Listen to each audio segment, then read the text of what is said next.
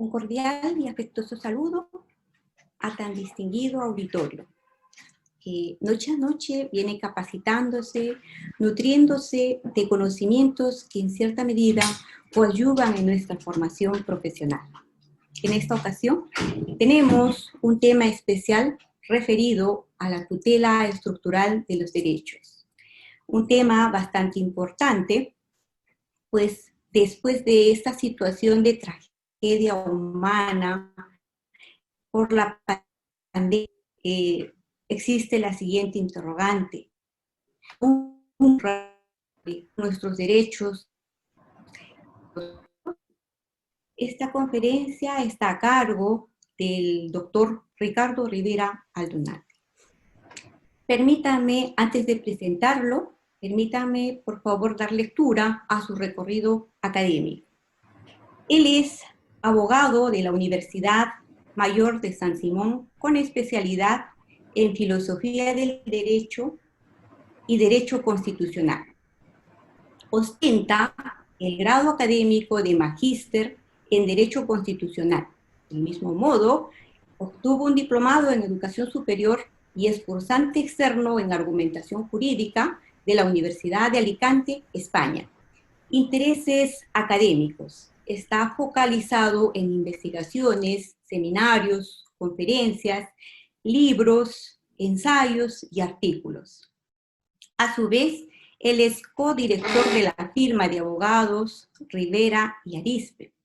Es miembro de la red de profesionales de abogados de derechos humanos, adscrito por la Comisión Andina de Juristas.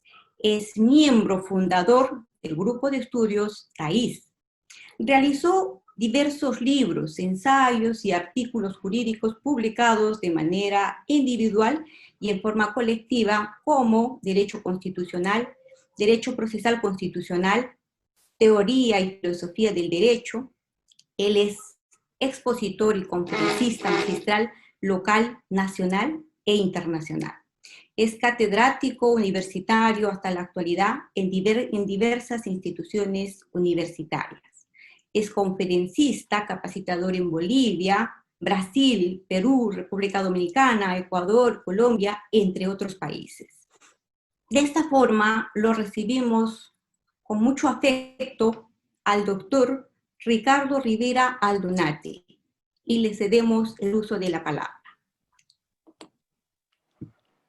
Tengan todos muy buenas noches. De verdad es un gusto poder compartir este espacio que es posible gracias a la generosidad de la Escuela de Posgrado Sofía. Mi gratitud eterna a su director, así como a la doctora Isabel Ramírez. Y también saludar a todos los amigos que nos acompañan en esta mesa virtual. Y se me encomienda una temática que vengo con mucha preocupación, pero también ya muy identificado, investigando, como es la tutela estructural de los derechos. Resulta que esta situación de pandemia ha puesto al más penoso descubierto tres escenarios que van a generar mucha preocupación, no solo a teóricos del derecho, sino también a los dogmáticos y a los pragmáticos, ya que entre teoría dogmática y pragmática debe existir ahora un vínculo que es absolutamente necesario, y no como se estaba realizando hasta antes de esta situación, que ha puesto al desnudo, decía, esos tres escenarios que son la marcada desigualdad que había existido y que muchos estados estaban señalando como ya vencida. Pero resulta que esta desigualdad, espero equivocarme, pasada esta pandemia, va a ser la mayor preocupación de los estados, no solo en Europa, no solo en Asia, en Norteamérica, sino principalmente en estados de la India, en estados de África y, por qué no, Sudamérica. El segundo escenario que pone en desnudo esta situación de pandemia es pues las situaciones de necesidad de las poblaciones o la agenda social que ahora se va a delimitar. Finalmente, el tercer escenario es qué se espera, qué espera la sociedad, qué espera esa agenda social, esa agenda política, esa agenda económica y la agenda jurídica misma de los estados del constitucionalismo. Y acá es donde ingresa una serie de demandas que posiblemente, y aquí viene ya una postura personal y la tesis de fondo que se pretende desarrollar en esta intervención, espero ser muy respetuoso, de 40 ahora minutos. Resulta que esta demanda para la jurisdicción constitucional es si va a continuar con el modelo planteado, el modelo que estaba siendo estudiado, el modelo que estaba siendo teorizado, el modelo que estaba siendo debatido, fervientemente debatido. Y por otro lado, el modelo de control de constitucionalidad que estaba siendo ya casi imperante. Y junto a ese modelo de control de constitucionalidad, pues se viene esto que se denomina como tutela. Seguiremos con esa práctica de tutela individual a partir de que la jurisdicción constitucional o el control de constitucionalidad pues se ejerce no necesariamente ex oficio, sino a requerimiento de una parte que necesariamente vaya a demostrar esa situación de vulneración del derecho. Y resulta que la tesis que pretendo defender casi en términos argumentativos y descriptivos y no tanto analíticos o de propuesta teórica, sino es una defensa de esta tesis que sostiene que el modelo de control de constitucionalidad bajo el ejercicio de un control constitucional tutelar absolutamente concentrado y diría marcada y trágicamente de corte individual, ¿a qué me refiero con esto? A que se tutela el derecho que está siendo demandado en vía o en sede constitucional por parte del titular del derecho que ve afectada una situación por el acto o la omisión de la autoridad o el particular que ha generado la vulneración del derecho. Resulta que ese escenario ya no puede ser sostenido, no puede ser defendido, en razón a que ahora se va a requerir de una tutela ya no estrictamente individual, sino estructural. Y esa tutela estructural va a demandar muchísimo, no solo del órgano judicial, sino también de los otros 3 órganos, que créanme, van a pelear muchísimo su autonomía de acción en cuanto a la política pública, su autonomía de acción en cuanto a la implementación y la delimitación no solo de una agenda social, sino también de una agenda económica y una agenda jurídica. Y específicamente va a demandar muchísimo más de los jueces. Digo jueces en aquellos estados en los que impera un modelo mixto de control tutelar constitucional. Es decir, que existe una especie de híbrido entre el control concentrado y el control difuso de constitucionalidad. Y resulta que bajo el control difuso, un juez ordinario pues estará vistiendo, si existe una demanda de tutela, de juez tutelar.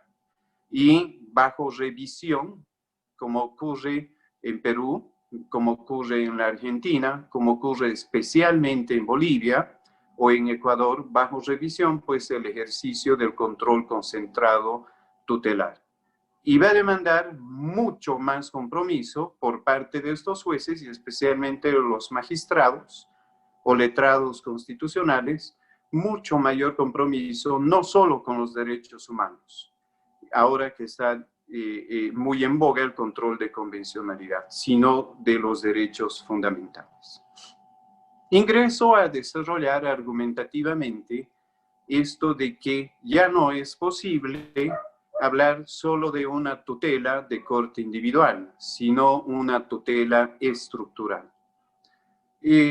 Resulta que los derechos fundamentales ya no solo se están moviendo dentro de una debatida teoría de los derechos fundamentales. Algunos, positivistas ellos, sostienen que los derechos fundamentales pues van a ser todos aquellos que están delimitados por un catálogo que está absolutamente enmarcado en aquello que el texto o el enunciado constitucional dogmático va a señalar como derecho fundamental. Y a partir de ello, pues esto también, o igualmente, va a delimitar el campo de acción e intervención jurisdiccional por parte del órgano judicial en cuanto al control de constitucionalidad tutelar, es decir, dentro de la garantía jurisdiccional, solo en el campo de la tutela de los derechos. Por otro lado, se tenía dentro de esto de la teoría de los derechos fundamentales otro conjunto de académicos formidables, entre ellos, a diferencia de Ferrajoli, a diferencia de Kelsen, a diferencia de Joseph Raz, a diferencia de Hart, que se adscribían dentro de esta descripción absolutamente positivista de los derechos fundamentales, que regían los mismos dentro de un catálogo. En cambio, este otro formidable equipo sostiene que los derechos fundamentales no solo van a ser aquellos que están absolutamente dentro de un enunciado constitucional, es decir, dentro de un texto normativo constitucional, sino también van a ser aquellos que son fruto de una interpretación a partir del ejercicio del control constitucional concentrado, básicamente, o de otra forma, los derechos fundamentales podrían venir a ser aquellos que están colmando las lagunas constitucionales. ¿Qué implica aquello? Que un derecho que no necesariamente esté expresamente constitucionalizado como derecho fundamental en un enunciado de la Constitución vaya a ser tenido no como un derecho fundamental, sino como una exigencia o, como lo ha dicho la jurisdicción constitucional, lapidariamente en Bolivia, como una mera expectativa dogmática y no necesariamente genera una titularidad de derecho. Imaginen semejante barbarie teórica, lo que lleva a generar una tesis de fondo en cuanto a poder originar una especie de contradicción o generar una tesis contraria a la primera del positivismo en cuanto a los derechos fundamentales. Es decir, que los derechos fundamentales también, en términos de Peter Haberle, van a ser todos aquellos contenidos del núcleo esencial.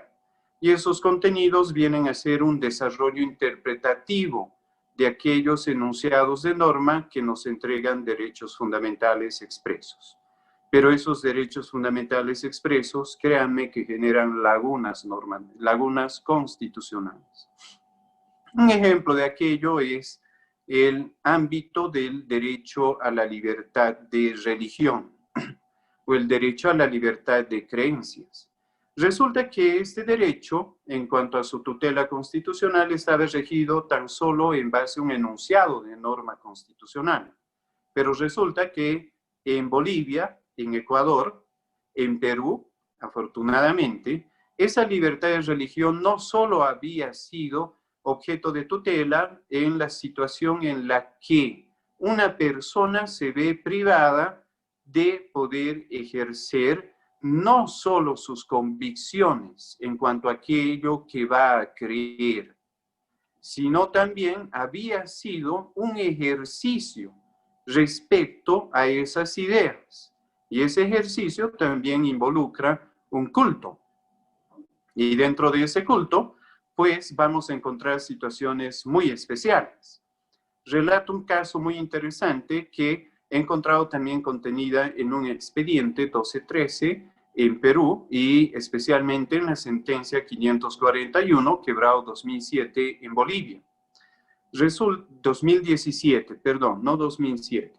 Resulta que debido al arbitrio de algunas clínicas privadas que directamente cuando una persona fallece, envían el cadáver de esa persona a la morgue, con el único fin de que ésta retenga el cadáver hasta que se vaya a satisfacer la situación de deuda económica respecto a los familiares del cadáver con la clínica.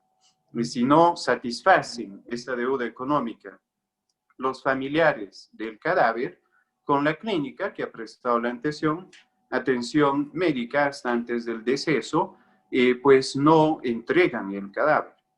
Y resulta que esa situación había involucrado una vulneración sistemática del derecho a la religión, pero bajo un contenido ya muy distinto a la religión, sino del derecho a ejercer el culto. Y el ejercicio de culto involucra no solo al titular del derecho, sino a las convicciones que tienen los parientes del titular del derecho a la vida. Y resulta que en estos dos casos, tanto en Perú como en Bolivia, estas familias eran de religión católica. Y la religión católica pues sostiene firmemente que se debe rendir una especie de culto a ese cadáver, es decir, generar un velatorio, acompañar al fallecido, luego desplegar un acompañamiento hasta que sea debidamente y correctamente o sagradamente enterrado ese cuerpo, y resulta que los tribunales constitucionales de ambos estados estarían tutelando este ejercicio de libertad de culto.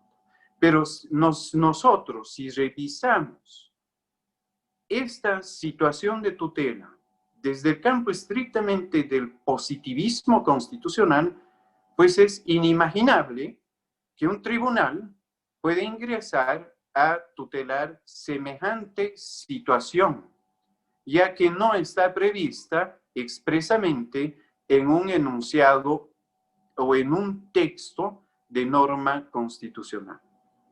Y al no estar, pues no sería objeto de tutela, ya que estaría generándose un activismo judicial muy fuerte, que desde Kelsen y mucho más desde Hart y Ross es rígidamente negado. Pero resulta que de este otro campo, desde autores como Alexi, autores como Working, autores fabulosos, y acá viene el compatriota de la profesora María Fabiana Meglioli, que es Carlos Santiago Nino, un extraordinario filósofo del constitucionalismo contemporáneo, pues resulta que todos aquellos derechos que no necesariamente estén en el catálogo de derechos fundamentales, pues sí son objeto de tutela, vía mutación constitucional, vía interpretación constitucional o vía creación constitucional por parte de los magistrados, los vocales o los letrados constitucionales o los jueces constitucionales. Y finalmente, un tercer equipo de teóricos y ellos filósofos constitucionalistas sostienen, y acá está ya Robert Alexi, está, créanme, para mucha fortuna del Perú, Jorge Alexander Portocarrero, créanme que va a ser el boom jurídico del Perú, ya que él está regresando de la Universidad de Göttingen y la de Kiel en Alemania, para ya ejercer la cátedra, tengo entendido, en la Universidad de San Marcos y en las otras áreas. Resulta que Jorge Alexander Portocarrero, junto a un colombiano que es Carlos Bernal Pulido, un chileno, Ávila, resulta que ellos sostienen que los derechos fundamentales ya no deben ser tenidos tan solo como texto o enunciado constitucional normativo, ya no solo pueden ser tenidos como el fruto o el origen de un ejercicio intelectivo de interpretación constitucional, no pueden ser ya el fruto o origen del capricho de una mutación constitucional, o ya no pueden ser el origen o el resultado de un ejercicio hermenéutico que implica esto de la creación constitucional en cuanto al contenido esencial de los derechos, sino que ahora son tenidos como mandatos que deben ser objeto de optimización, esos derechos fundamentales. Y esos mandatos, en la mayor medida posible por parte del Estado que debe optimizar ese derecho, deben ser precisamente materializados. Ahora, el gran conflicto, noten ese conflicto tremendo entre estas tres corrientes dentro de la teoría de los derechos. ¿Cómo logramos materializar esos derechos o esos mandatos después de esta pandemia o durante esta pandemia que ha puesto al desnudo muchísimas cosas irracionales, inigualitarias, inequitativas? Y resulta que genera un conflicto muy delicado. Y ese conflicto radica en el hecho de que un juez tutelar o un juez constitucional va a tener el gran reto de tener enfrente ya no solo un petitorio individual de tutela constitucional de su derecho, sino que dentro de ese petitorio puede encontrarse con una situación en la que pueda identificar ex oficio, ya no a petición de parte, una vulneración sistemática de derechos fundamentales, por un lado, o una vulneración colectiva de derechos fundamentales identificada a partir de la demanda individual de un solo sujeto. Y en ese caso, pues este juez tutelar o este juez constitucional deberá desplegar ya no el mecanismo del amparo constitucional ordinario, sino debe desplegar una tutela estructural del derecho, lo que involucra que el resultado de esa audiencia de amparo constitucional vaya a generar una orden de remedio no solo a la situación individual de vulneración del derecho de aquel sujeto que ha presentado la reclamación tutelar, la acción de amparo constitucional, el recurso de amparo constitucional o, en términos de Colombia, la tutela, sino que esa resolución va a afectar a todo el sistema, a toda la agenda social, a toda la agenda política. Y debido a ello es que se plantea que ya no es posible tan solo una tutela a partir del amparo ordinario, sino que ahora se debe generar una tutela estructural. Ahora, esta tutela o esto de la tutela estructural no solo se limita, como ya se había apuntado, ya ingresamos dentro de las características de esto de la tutela estructural, no solo se limita a la reparación de lesiones sufridas por cada uno de los demandantes o por uno de los demandantes que está pretendiendo la tutela constitucional, sino que va a pretender esta tutela estructural generar u originar con la orden judicial un remedio a las violaciones masivas, por un lado, o a las violaciones sistemáticas de derechos fundamentales. Las violaciones masivas tienen que ver con que la situación de vulneración de un derecho que ha sido expuesto o puesto en público por parte de un sujeto que ha demandado tutela vía acción de amparo constitucional y que fruto del ejercicio saludable de revisión minuciosa del juez que ha admitido ese recurso o acción de amparo, no solo había sido esta situación de vulneración del derecho a ese titular que ha accedido a su despacho, sino que había sido una situación estructural de vulneración del derecho y que esa situación estructural, debido a un bloqueo institucional, debido a una acción de algún órgano por parte del Estado o debido a la omisión misma por parte de algún órgano del Estado, está poniendo en situación de vulnerabilidad no solo al que ha demandado el amparo, sino también a otros sujetos que están en la misma situación fáctica de aquel demandante de tutela vía amparo constitucional. Y debido a ello, este juez no solo se va a limitar a generar el remedio constitucional para otorgarle la tutela a ese sujeto, sino va a generar una orden de tutela estructural, lo que implica que va a delimitar una agenda de remedio estructural a esa situación que ha generado la vulneración del derecho puesto a luz por este sujeto demandante, pero que va a beneficiar a los demás sujetos que se encuentran en la misma situación de vulnerabilidad que este demandante, pero que sin saberlo van a recibir esa tutela estructural. Debido a ello, la primera conclusión en cuanto a la característica. La tutela estructural no solo implica el remedio a la situación vulnerada individualmente demandada, sino pretende remediar estructuralmente la situación que está generando la vulneración de ese derecho fundamental. Un ejemplo muy ilustrativo a este respecto tiene que ver con la sentencia T025/2004. Esta sentencia fue emitida por la Corte Constitucional Colombiana. Resulta que en este caso, en este expediente, la Corte Constitucional Colombiana estaba admitiendo una por una demandas de tutela constitucional de 109 familias, pero resulta que en principio, en el mes de enero, fue presentada esta reclamación de tutela por una familia, H. Pasado unos días fue presentada por una segunda familia la misma situación. Pasado unos días ingresa la tercera, la cuarta, la quinta, la sexta demanda de tutela por la misma situación. Y pasado un mes ingresa la tutela 109 por la misma situación. Y la situación había sido el hecho de que 109 familias habían ingresado a una propiedad privada que llevaba muchísimos años en el olvido, abandonada.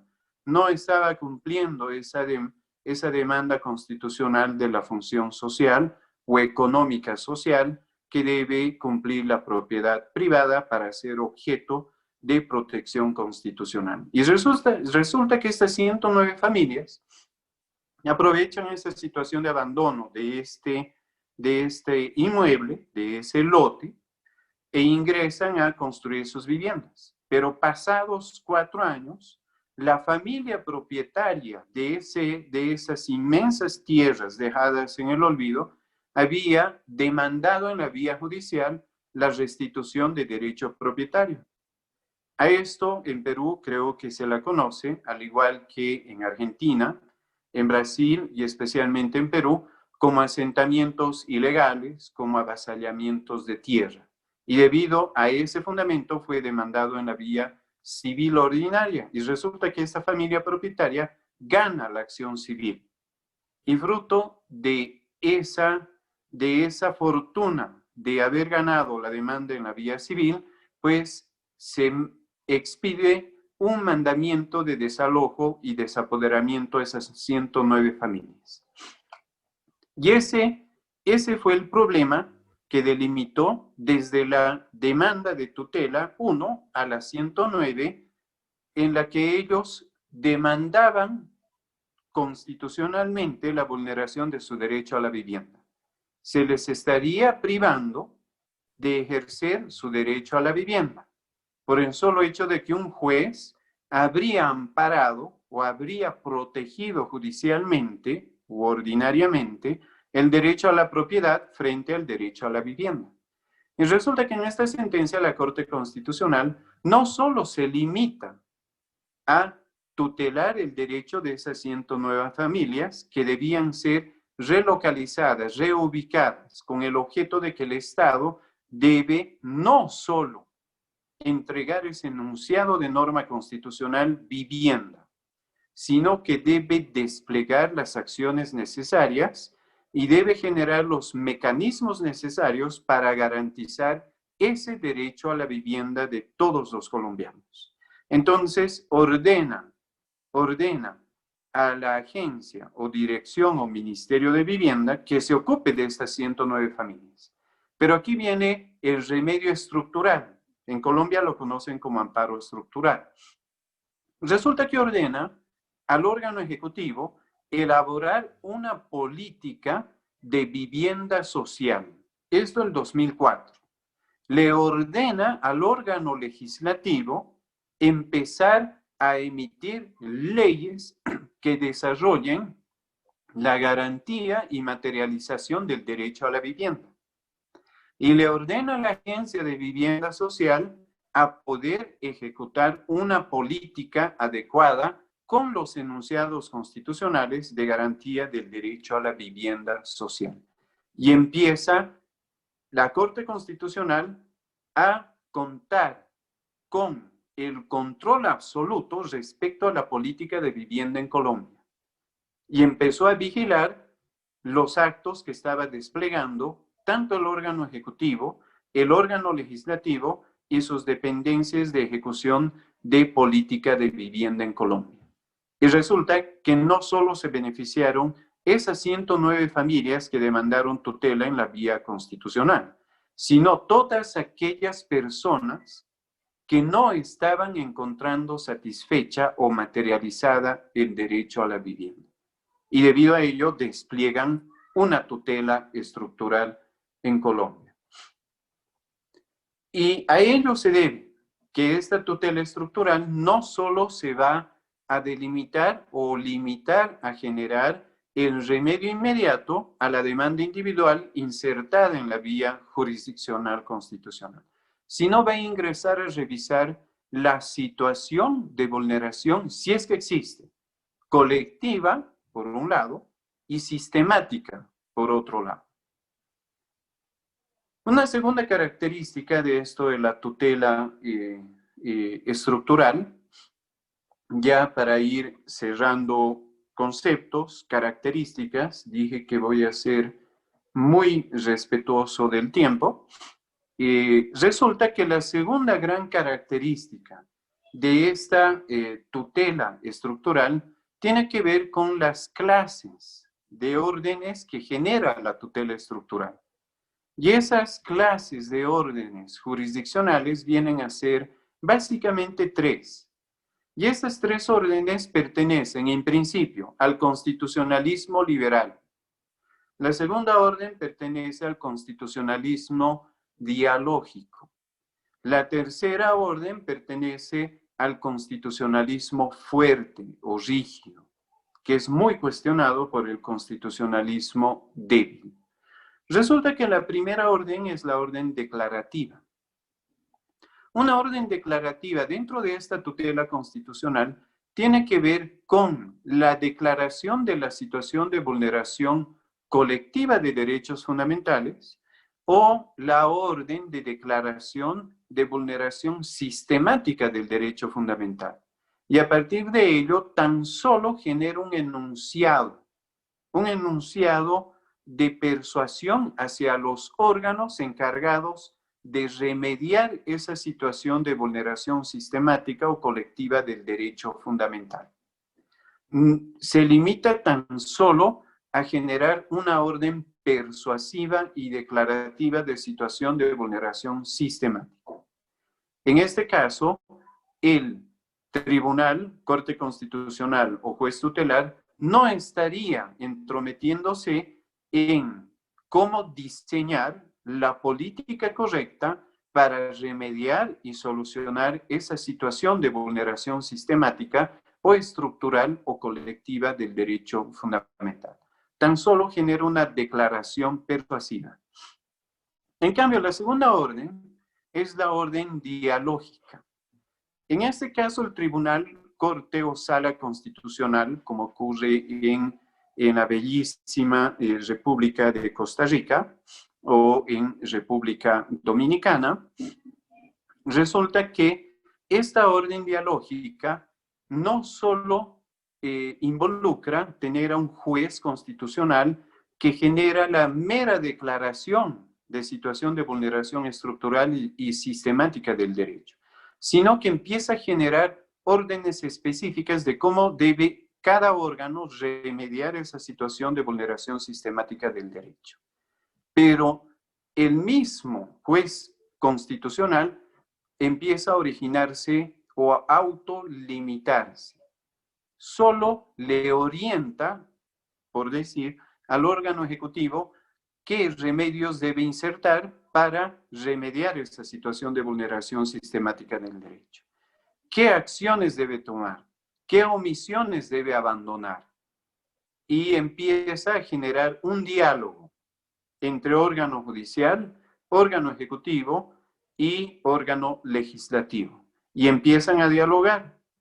Y esa justicia dialógica, pues, según los que convergen con esta justicia dialógica, es muy saludable, porque no existiría invasión de ejercicio de competencias por parte del judicial hacia el ejecutivo. Pero sí le orienta a los demás órganos, el Tribunal Constitucional, qué es lo que deben hacer para evitar esta vulneración sistemática del derecho. Finalmente, la tercera orden que genera la tutela estructural es la orden unidireccional. Y esta orden unidireccional es a la que, no sé si decirlo tímidamente o enérgicamente, pero es a la que debemos apuntar por lo menos en los países de Iberoamérica. Porque en países como Norteamérica, Holanda, Suiza, Italia, Francia, España en algún sentido, especialmente Nueva Zelanda o Suecia, ejercen estas órdenes unidireccionales. Y en la India ha sucedido algo extraordinario, con lo cual voy a cerrar mi intervención en 2 minutos. Resulta que debemos apuntar a las órdenes unidireccionales. ¿Por qué? Porque en la orden unidireccional, la tutela estructural del derecho ya está a cargo, es decir, nuestros derechos fundamentales ya no dependen de la voluntad legislativa, por un lado. Ya no dependen del ingenio del equipo de ministros de un presidente. Ya no dependen nuestros derechos de la política que empiece a ejecutar el órgano ejecutivo. Nuestros derechos ya no van a estar a expensas de desarrollo legislativo. Nuestros derechos ya no van a esperar la comodidad de agendar un proyecto de ley a favor de un derecho, sino que nuestros derechos descansarían o por lo menos confiarían casi absolutamente de el ejercicio de control jurisdiccional tutelar estructural de los magistrados o jueces tutelares. ¿Por qué? Porque este juez, con una orden unidireccional, va a generar una agenda social, una agenda política y una agenda económica siempre a favor de los derechos fundamentales. Y acá es a donde acudo a este ejemplo que ha sucedido en el estado de la India.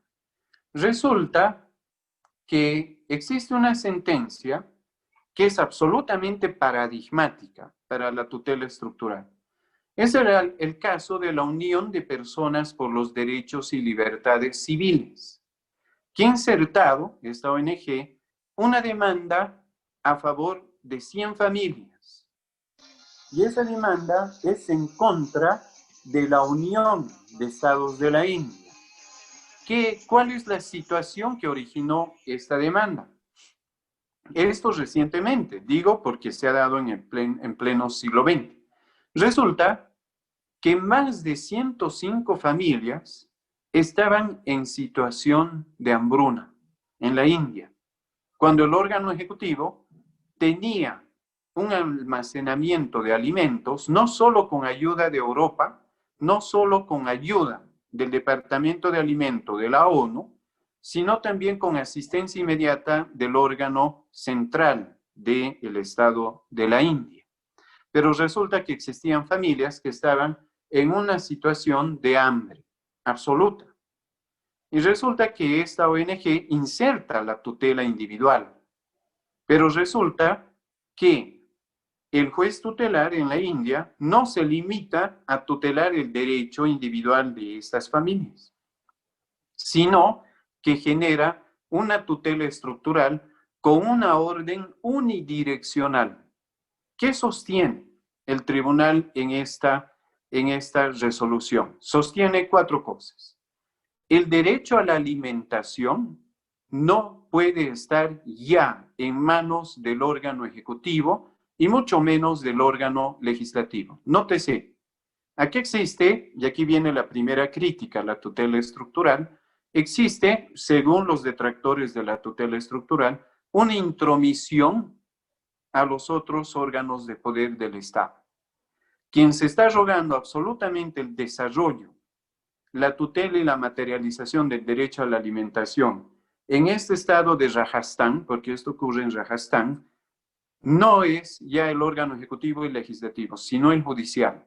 Y empieza a generar toda una agenda, una política alimentaria que debe ser implementada por el órgano ejecutivo, pero diseñada bajo la vigilancia celosa del órgano judicial, debe ser ejecutada por el órgano ejecutivo y debe ser desarrollada normativamente bajo los parámetros entregados por el mismo órgano judicial al órgano legislativo.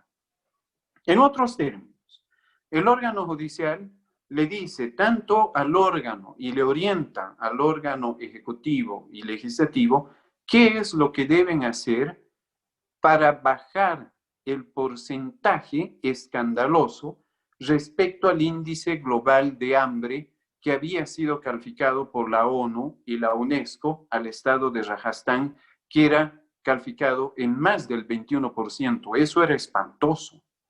Es decir, que el 2% de la población en la India estaba en situación de hambruna. Y eso debía eliminar con esta tutela estructural. Y lo hizo. Resulta que durante más de 9 años, el órgano judicial ha diseñado toda una política alimentaria.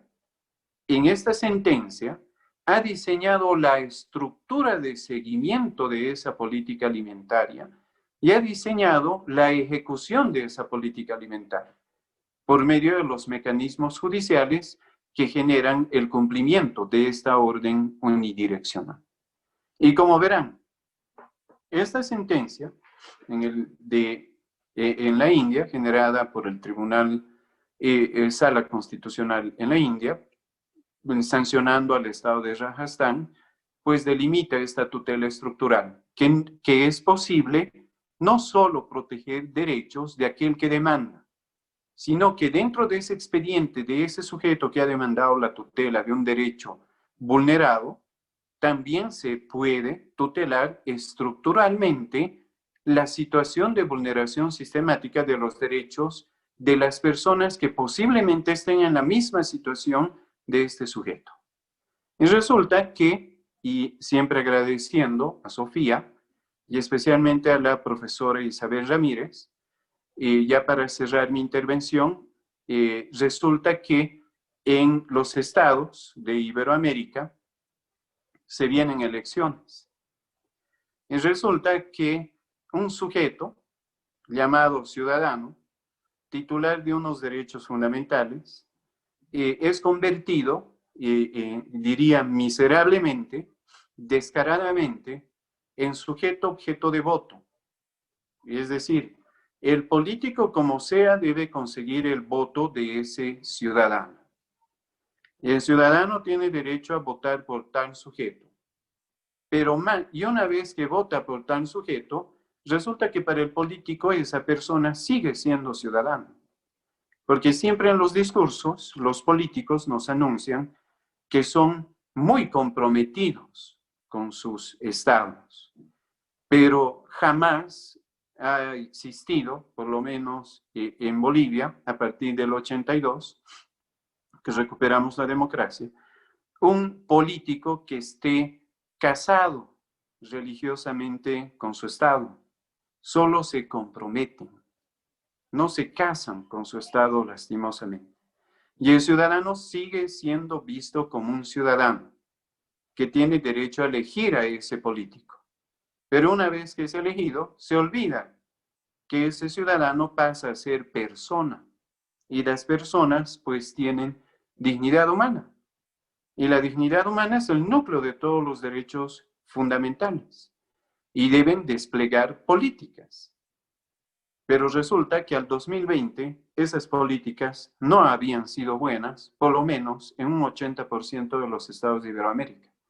Si no revisemos periódico, pasada esta intervención, y vamos a ver cómo las familias pasan miseria. Y resulta que en un planeta, resulta que en la Tierra, estando en una tierra extremadamente, espantosamente rica, riquísima, aún vemos pobreza, miseria y hambre. Y eso es lo que pretende evitar esto de la tutela estructural, que por lo menos espero haberles despertado la curiosidad para poder debatir sistemáticamente esto de cómo o a quién dejamos nuestros derechos fundamentales. Quedo muy agradecido y también quedo presto si es que estuviera presente alguna pregunta.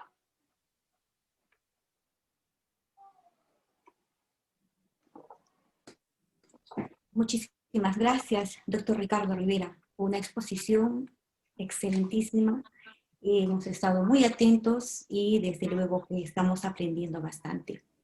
Vamos a agradecer también a los auditores que están allí, nos están visitando de diferentes lugares, amigos del lado sur, norte, centro. Tenemos también a Argentina, a la doctora María Fabiana Mengioli, está la doctora María Dorrejo de República Dominicana, entre otros amigos. Gracias por vuestra asistencia. Vamos a ver de repente, a ver, tenemos algunas inquietudes. Vamos a invitar en todo caso a nuestra audiencia, a ver si por ahí tienen de pronto alguna inquietud, quieren saber algo, están conformes. Vamos a leerles, por favor. A ver, aquí tenemos uno.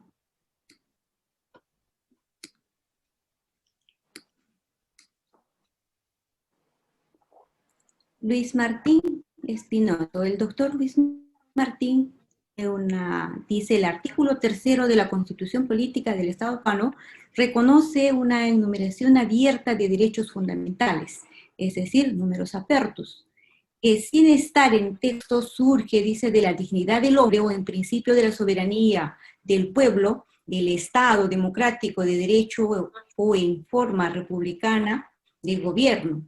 Ejemplo, el derecho a la verdad de información, el derecho al acceso de justicia, el debido proceso. Pregunta: ¿qué otros derechos implícitos relevantes considera usted que deben tener un reconocimiento constitucional?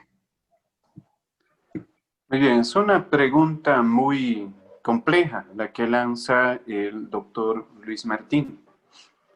Y dentro de este debate de la dignidad humana, pues ahora se ha marcado mucho más qué mínimos esenciales debe tener la persona para ser considerada realmente persona.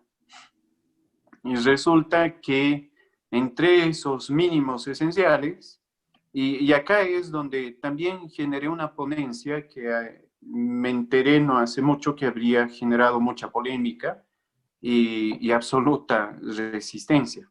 Pero creo que ese es el fin: debatir, discutir y discutir. Resulta que uno de los mínimos esenciales había sido el derecho a la libertad de religión y que esa religión sea rígidamente protegida. Y yo fui con una tesis contraria.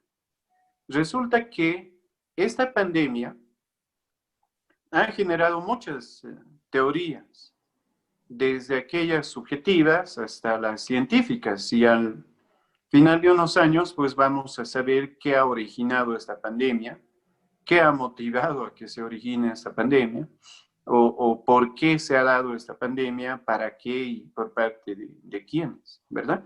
Esas son las grandes interrogantes. Y resulta que una de esas teorías es que esta pandemia es el fruto del ejercicio de creencias de algunos lugares en la China. Y resulta que esas creencias no pueden ser rígidamente protegidas. ¿Por qué? Porque las ideas no generan una verdad absoluta. Y acá es a donde va también el artículo 3, el derecho a la verdad. Esas ideas deben ser debatidas, si es que son buenas ideas. Esas ideas deben ser puestas al escrutinio público, si son buenas ideas. Ahora, si esas ideas o creencias van en contra del bien colectivo o el bien común, esas ideas deben ser resistidas. Y es más, y acá viene lo que generó la polémica en esa intervención mía, deben ser destruidas, no solo resistidas. ¿Por qué? Porque el bien común debe imponerse a un capricho individual, a una creencia individual o a unas ideas individuales que no han soportado un debate colectivo. Resulta que esta pandemia, según algunas teorías, es el fruto de la alteración del equilibrio del ecosistema. Esa es, yo diría, la teoría más benigna china. Pero no es tan benigna, porque si se demuestra que algún o algunos sujetos han generado la ruptura de este equilibrio, ejerciendo sus ideas o creencias, esas deben ser destruidas. No pueden ser protegidas, porque han afectado el bien común, le han cambiado la vida al mundo, unas ideas, unas creencias. Y por eso del derecho a la dignidad, teniendo como un mínimo la libertad de religión, pues resulta que la religión no debe ser tan libre, sino que esa libertad debe ser inspeccionada por el bien común, por el bien de una colectividad o de un colectivo. Y mi respuesta básica sería esa. Resulta que en la Constitución vamos a encontrar muchos silencios o lagunas constitucionales. Hay situaciones sobre las que la Constitución nos dice absolutamente todo. Por ejemplo, periodo de gobierno. Hay situaciones en las que la Constitución no nos dice absolutamente nada. Por ejemplo, esta pandemia. Y resulta que del 100% de constituciones en el mundo, solo 7% de constituciones prevén la protección del Estado frente a una afectación de salubridad pública. Y por eso muchos estados, y principalmente el de Bolivia, inventaron esa frase de estado de excepción por salud. Y muchos la catalogaron como estado de sitio, estado de excepción constitucional, pero la Constitución ha guardado un silencio absoluto, ¿verdad? Y respecto a los derechos ocurre lo mismo. Por eso, ¿cuál de las tres teorías se vaya a adoptar? Pues eso ya está a cargo de cada uno de los asistentes a esta pequeña conferencia. De una tesis positivista, una tesis justnaturalista o una tesis principialista de los derechos fundamentales. Si es positivista, solo nos regimos al artículo 3, no nos podemos salir. Si es justnaturalista, pues depende del núcleo esencial de cada uno de los derechos del 3. Si es una principialista, el artículo 3 no soporta un test de razonabilidad de los enunciados de este artículo. Muchísimas gracias, doctor Ricardo. Tenemos aquí al doctor David Mata. Dice, doctor Ricardo, te saludo desde Salvador. David Alonso Mata, mi pregunta es, ¿consideras que para que en los casos de Estado, dice, haya una tutela estructural de los derechos fundamentales, es necesario que los controles de convencionalidad deben estar más presentes en las decisiones judiciales y administrativas de funcionarios de gobierno? Muy bien, qué gusto poder leerlo al profesor David Mata, un gran amigo en El Salvador, con quien hemos coincidido muchas veces en Centroamérica, y extraordinario maestro. Resulta que esto de la tutela estructural no solo va a depender de la situación de excepcionalidad, sino que va a depender de dos elementos que guían la tutela estructural: la sistematicidad en la vulneración del derecho y, por otro lado, la estructuralidad que genera la situación de vulnerabilidad. Ahora, el control de convencionalidad ya ejercía y está ejerciendo siempre tutela estructural, siempre. Solo que desde Fix Amudio, pasando por Fix Fierro, que lastimosamente se nos fue penosamente, llegando a Ferrer Magreo o Ramírez, extraordinario, que han generado siempre tutela estructural.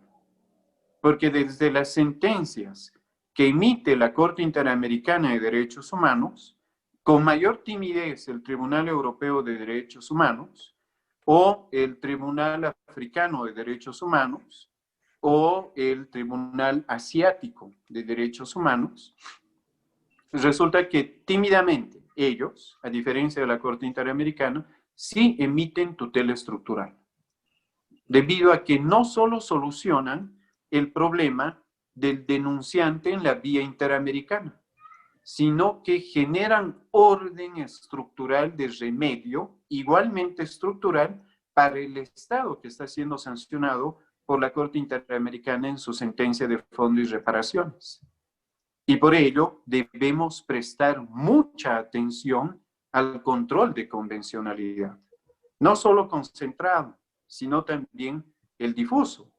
Y por medio de ejercicio de control de convencionalidad difuso, créame, profesor Mata, que se puede generar tutela estructural dentro de un expediente de demanda de un derecho individual, aparentemente individual, por ejemplo, civil. Muy bien. En Bolivia va a suceder algo muy interesante. Disculpen que ponga como ejemplo a mi amada Bolivia. El 18 de octubre se vienen penosamente elecciones en Bolivia. Digo penosamente porque aún no hemos alcanzado el pico en los contagios con esto del virus. Y muchos ciudadanos van a ser designados jurados electorales. Y resulta que los jurados deben sentar presencia. Y en Bolivia hay muy poca educación en cuanto a bioseguridad. Poquísima educación. Me duele decirlo, pero se debe decir. Y resulta que muchos ciudadanos ya están presentando su objeción a ejercer el cargo de jurado electoral por el temor al contagio, al virus. Pero resulta que el órgano electoral sostiene en 3 líneas lo siguiente: no existiendo mayor prueba de que usted vaya a ser contagiado efectivamente el día de la elección, se niega su petitorio de ser excluido como jurado electoral. Ahora, han presentado ya demandas de tutela por derecho a la salud y situación de vulneración del derecho a la vida. Ya puede ejercer un juez tutelar esto del amparo estructural. No solo esa persona que está demandando ser excluida va a estar en esa situación, sino que también todos aquellos que están siendo elegidos como jurados electorales. Y acá viene la objeción de conciencia. Algunos sostienen que la vida por sí misma ya se justifica sin necesidad de una religión. Y al estar siendo atentada, su vida, siendo designado como jurado electoral, pues debe ejercer objeción de conciencia. Y debe ejercer ese juez control de convencionalidad. Porque en el caso Radilla, también la Corte Interamericana nos señala que el derecho a la vida debe estar por encima de los demás derechos. Y también puede generar o dar un espacio para tutela estructural. Entonces, respuesta. Sí debemos prestar mucha atención al control de convencionalidad. Bien, muchísimas gracias. Creo que ya no tenemos más, más inquietudes ni preguntas. Vamos a invitar al doctor Willy Ramírez, que va a dar el cierre y algunas palabras de agradecimiento. Doctor Willy, por favor. Muchísimas gracias, Isabel, por el pase. Bueno, estoy sumamente complacido con esta brillante exposición de Ricardo Rivera. Es un hermano de Bolivia. Bueno, Bolivia es el Alto Perú. Y así que nos une una historia común, ¿no? Y bueno, creo que luchamos aún por el mismo ideal. Y lo que nos debe mover en estos últimos tiempos es la efectividad de los derechos y libertades fundamentales de las personas. En el estudio de la dogmática de los derechos humanos surge un gran inconveniente, y es la juridización de los términos en el estudio de los derechos y las libertades fundamentales.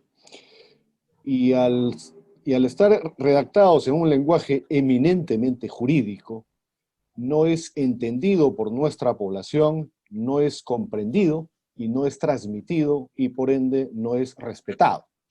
En ese sentido, yo siempre quizás estoy nadando contra la corriente al decir, y bueno, soy abogado y doctor en Derecho, no se asusten, que lo que hay que hacer es desjuridizar la terminología de los derechos humanos, que son derechos y libertades fundamentales de las personas. Si alguien no conoce cuáles son sus derechos y sus libertades fundamentales, no solo no los va a respetar, no va a poder exigir el respeto de sus prójimos, de sus semejantes. Y en ese sentido, hay algunas iniciativas interesantes en el tema de la cultura de los derechos humanos y está dirigido básicamente a los niños, que son la nueva generación, son el futuro de nuestras naciones, son el futuro de nuestros países, son el futuro de nuestros estados. Y el tema del respeto irrestricto a el derecho del hermano o al derecho del semejante.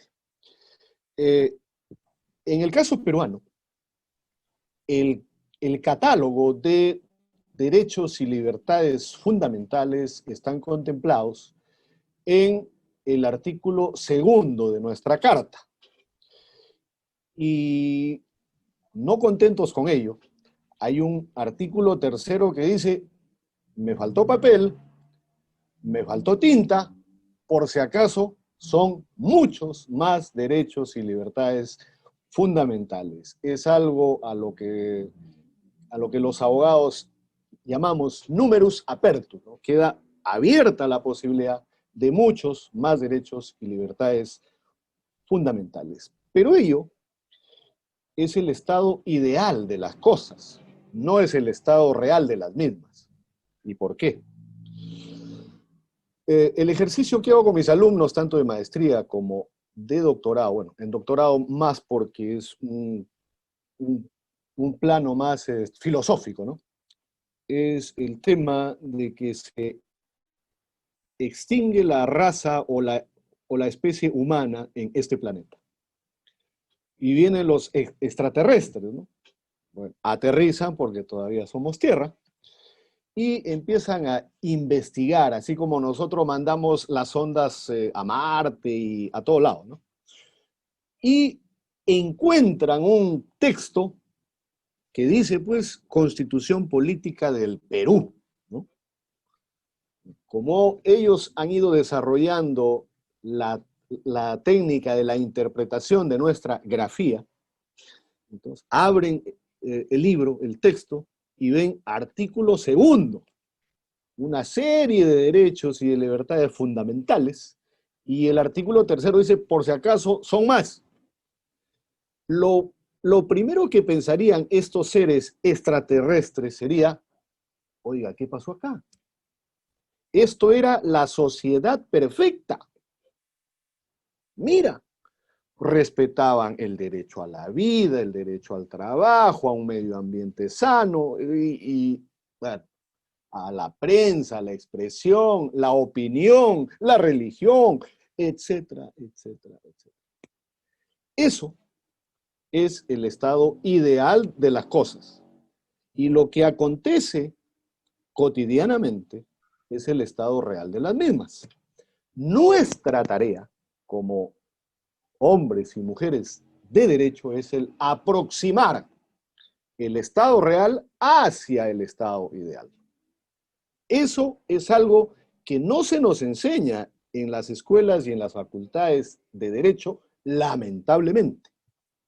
Y esto no solo debe ser exclusividad de los estudiantes y de los profesionales del derecho, sino de todos los ciudadanos.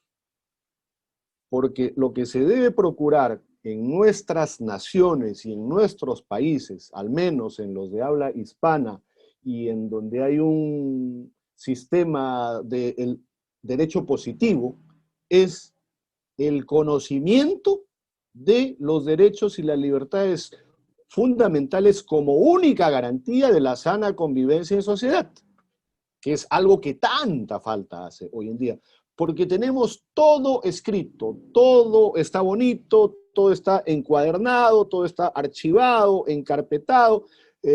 Bueno, ahora hay pues tesauros en línea en donde uno puede consultar, todo ya está. ¿Qué es lo que falta? Que todo aquello que está escrito se cumpla.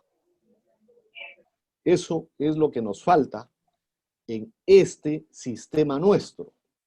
¿Por qué? Porque junto con la Constitución escrita, formal, ¿no?